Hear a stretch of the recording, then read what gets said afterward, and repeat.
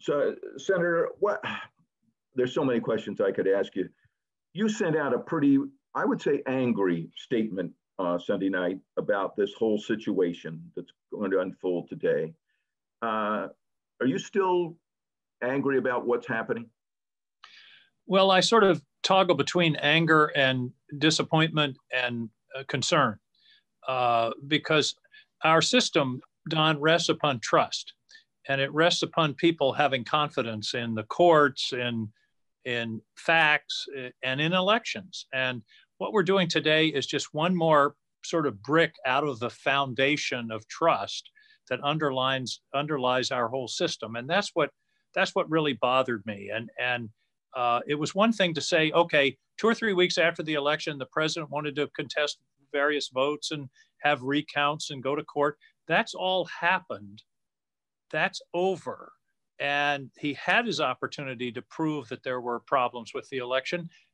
They lost virtually every case.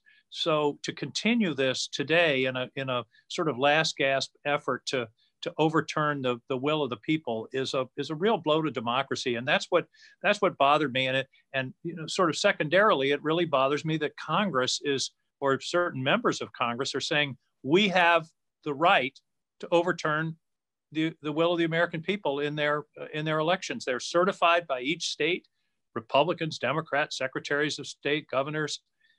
It's over. And this is just one more effort to keep this thing going and to keep the president's supporters believing that something went awry when in fact it didn't. Is there any way that you're aware of that the vice president can magically overrule any of these results? I don't think so. I've looked at the rules. I've seen what people are discussing on both sides. No, the vice president's only role is to literally open the envelope and hand the document to the tellers, who will then call out the votes. Now, someone can object to the votes, and that's what we're going to have to go through, unfortunately. But it appears to me the vice president has no role. He's like the guy at the Oscars who opens the envelope and says, who got the Oscar, but he doesn't have control or legal or constitutional authority to make a different call. If he tried to do that, then that in itself would be subject to objection, and whatever he tried to do would be overruled in the House and the Senate. So it would just prolong the agony another couple of hours. And so you've got some on the Republican side in the Senate who say they want the Senate basically to do an investigation in some of these states. Well, the problem is all of these. The investigations have been done. In Georgia, they counted the votes by hand, I think 3 times, for example. They've been certified by the Secretary of State. For Congress to then come in now, and it's ironic that a lot of these Republicans who are making these claims are big states' writers. The state should be able to control things and states control elections. Until now, they want to suddenly have Congress take over an election. And to his credit, Tom Cotton, who's a very strong supporter of the president, very strong conservative, has come out and said, no, this is wrong. We don't want Congress to be able to overrule the states. Our electoral system, by the Constitution, is delegated to the states. And this business of saying we want an audit or we want an investigation, that's a cloak for we want one last gasp to keep this thing alive and to pretend that the president won the election when he in fact didn't. Clearly, you've got millions, maybe tens of millions of people around the country who believe that the election was fraudulent in some places and that Donald Trump is the true winner. And what do you do about that? Well, it's very interesting. I don't recall the exact data, but 2 or 3 days after the election, there were polls taken. Do you think the election was fair and honest? And even among Republicans, it was maybe 20-25% who said, no, it was fraudulent. Now that number is 75%. Why? Because every day for the past 2 months, the president of the United States has been telling them that. And the conservative media has been amplifying that, when in reality, in this country, if you're going to allege something, you got to prove it. And they had 60 or 65 different opportunities in court involving state judges, federal judges, judges appointed by President Trump, judges appointed by other Republicans. They won one of those cases, and all that involved was how far poll watchers had to stand from the count. Every other case they've lost. If you were 1 for 62 in the NFL as a quarterback, you'd be benched. And they've had the opportunity to prove this, but they've continued to tell their followers, it's all a fake, it's all fraud, it's fake news, and those kinds of things. Bill Barr, President Trump's loyal attorney general, said he's seen no evidence to justify that there would be a change in the results of the election. The agency of the U.S. government that's in charge of election security said most secure election in U.S. history, over 60 judges. I mean, I don't know what it's going to take, but it's not surprising, because the fellow with the biggest megaphone has been saying this, it's all fraud. It's all. And by the way, I saw him in Georgia the other night on TV saying, I can't possibly have lost Georgia. Well, the events of last night prove he could possibly have lost Georgia. Georgia is not a reliably red state anymore. And he could have lost Georgia, and he did lose Georgia. The votes were counted 3 times, certified by a Republican Secretary of State and Republican governor who supported Donald Trump in 2020. And, I don't know what other facts or data you really need in this situation. Yet somehow it seems like it's going to persist as a tumor on the democratic system.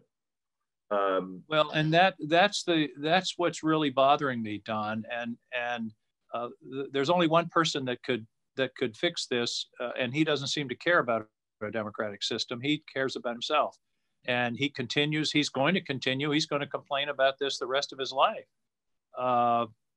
And it's hard to tell whether he really believes this story about fraud, which has never been proven, or that he's trying to just keep his brand alive and keep his followers with him. But whatever it is, he's damaging the country, because he's got almost half the country convinced that the fundamental mechanism of our democratic system is flawed. In reality, it isn't. I mean, any election is messy. They're run in 50 states and thousands of municipalities, but to allege the kind of fraud that would switch, 7 million votes and hundreds of thousands of votes in the battleground states, just doesn't pass the straight face test. Yeah. Final question. Obviously, we don't know. It appears we've had a projection for one Democrat winning in Georgia. We don't know I think about the other one. It's still too close to call. What's this going to, from what you know at this point, how will this affect the Senate? Well, if John Ossoff wins as well as Raphael Warnock, then what you have is a 50-50 Senate. And under the Constitution, if there's a tie vote in the Senate, the vice president breaks the tie, and Kamala Harris will be the vice president. So it effectively, now in many ways, it gives control of the Senate to the Democrats. It means Democrats will be chairs of committees, and Chuck Schumer will be the majority leader instead of Mitch McConnell. However, passing major substantive legislation still requires 60 votes in most cases. So it's not as if the Republicans will disappear into irrelevance. There's still going to have to be a great deal of bipartisan work to get things done. So it's not like suddenly the Democrats have a free pass to do whatever they want. I don't think that's going to be the case. And my desire is to see bipartisan work continued, just as it was when a group of us got together on the COVID bill. That's the way to do things. The law is much better if it's passed on a bipartisan basis than if it's jammed down by one side or the other. So yes, the Senate will if Ossoff wins, will be controlled by the Democrats in the sense that they'll have 50 votes plus the vice president for things like organizing the Senate committee chairs, those kinds of things. But for passing substantive legislation, there's still going to be a necessity for bipartisan cooperation, which I deeply hope will be the case. And if Ossoff loses, are you in that essentially in that same situation of needing both sides?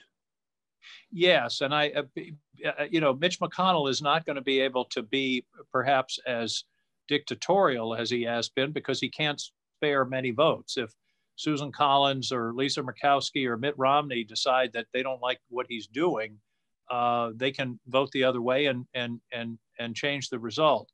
I think the other practical effect, Don, if Ossoff does win and it's 50-50, is it will alleviate the pressure on Joe Biden in terms of the confirmation of his cabinet members, because the rules now are, a majority. It doesn't take 60 votes to confirm a cabinet member or a Supreme Court justice for that matter. So that's a place where it could make a significant difference and could accelerate the ability of President-elect Biden to get his cabinet members in place. Okay. All right, good. Senator, thank you.